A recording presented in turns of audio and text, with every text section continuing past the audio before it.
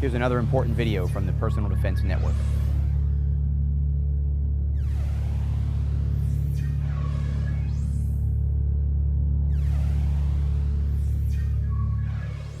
As I sat down on this rifle, I realized that I had to hold my head up to get my eye to the center of the scope. There's several ways to take care of that problem. This is a stock pack. It's adjustable. I've put padding in this one to obtain the right eye height. These have hook and loop fasteners. Makes it fairly quick and easy to adapt, add or subtract support to get different heights for different shooters. It can be found by several different manufacturers.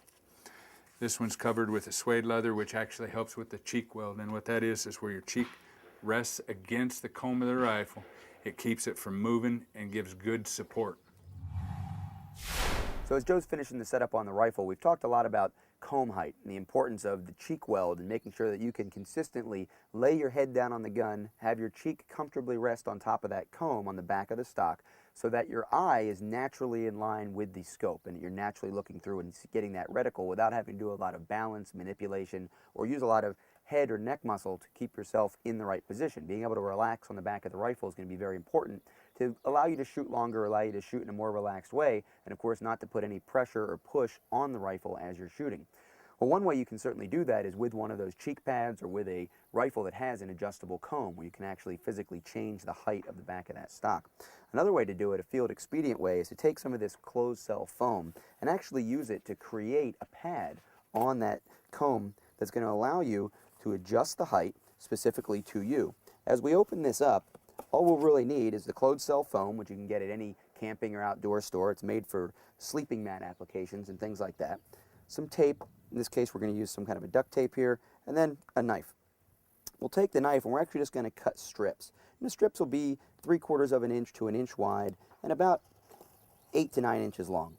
Once we get those strips cut, we'll be able to use them to set the height to the right amount. Now, I know from past experience that it usually takes me 3 strips at most and at least 2. So I'm going to go ahead and cut 3 strips. We can always come back and cut more.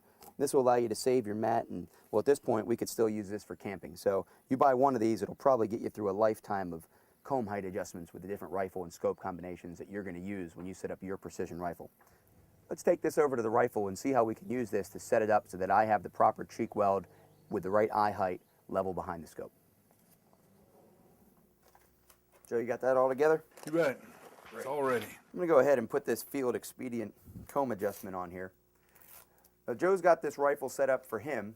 I haven't been on this rifle yet, so we're going to take a look and see what it's going to take for me to get my adjustment on the rifle, which of course means before I put anything on it, I need to actually go ahead and put my head down on the rifle, get my cheek against the comb, and see where I am. It might be perfect.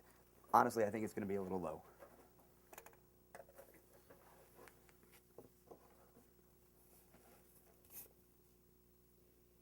Okay, so as I look through here right now at this point, what I'm seeing is a big dark circle taking up the lower half of the reticle, which means I really am low.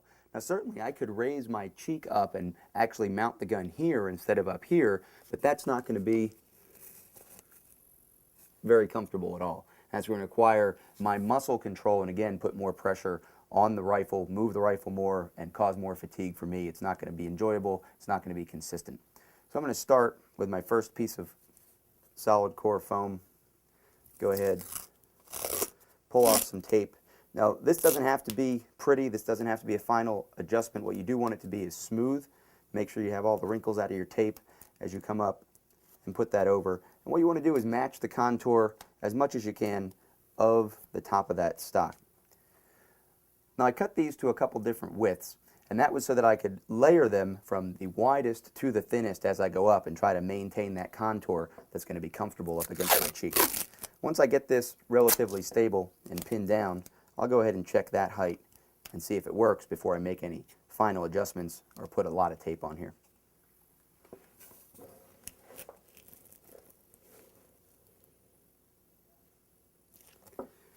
I'll tell you what, on this particular rifle with this particular scope, given the height of the rings, the size of the objective, and all the things that go into play to decide what the right eye height and the comfortable eye height are going to be for me, this is actually going to be enough.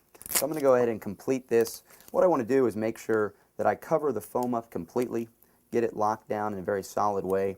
Now these strips, the first strips I'm going to put down are rather short, and they're really just here to anchor it and to get it started. What I'll probably do then is go back, cover them up completely with more tape, and one of the things I like to do is then take a piece of moleskin or something else that's going to be soft and more comfortable for my cheek, especially if my cheek is going to lay on the rifle for extended periods of time or a long shooting session.